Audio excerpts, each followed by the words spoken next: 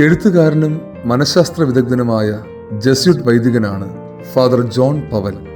German ഭാഷ പഠിക്കുവാനായി ജർമ്മനിയിലെ ഒരു ബവേറിയൻ കന്യാസ്ത്രീ മഠത്തിൽ ചാപ്ലിനായി ജോലി ചെയ്തുകൊണ്ട് ഫാദർ ജോൺ പവൽ ഭാഷാ പഠന ക്ലാസ്സിൽ പങ്കെടുത്തു. ഇദ്ദേഹത്തിന്റെ താമസ സൗകര്യങ്ങൾ ക്രമപ്പെടുത്തുവാനും സഹായിക്കുവാനുമായി നിയോഗിച്ചിരുന്നത് 84 വയസ്സുള്ള ഒരു കന്യാസ്ത്രീയായിരുന്നു.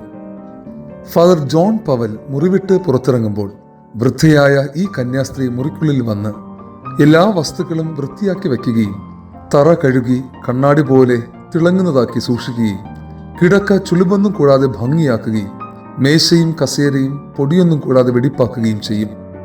ഒരു ദിവസം മുറിയിലെത്തുന്ന ഫാദർ ജോൺ പവൽ കാണുന്നത് നിലത്ത് മുട്ടുകുത്തിയിരുന്ന് നിലത്ത് കിടന്ന ചെറു പൊടികണങ്ങൾ സൂക്ഷ്മമായി പെറുക്കുന്ന കന്യാസ്ത്രീയെയാണ്.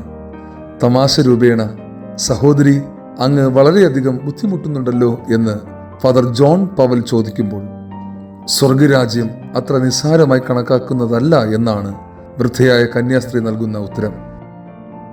ചെയ്യുന്ന ജോലി എന്തു തന്നെയായാലും അത് സ്വർഗീയ സമ്പാദ്യത്തിന് പ്രാപ്തമാക്കുന്നു എന്ന ചിന്തയാണ് വൃദ്ധയായ ഈ കന്യാസ്ത്രീയുടെ വാക്കുകളിൽ പ്രതിഫലിക്കുന്നത്.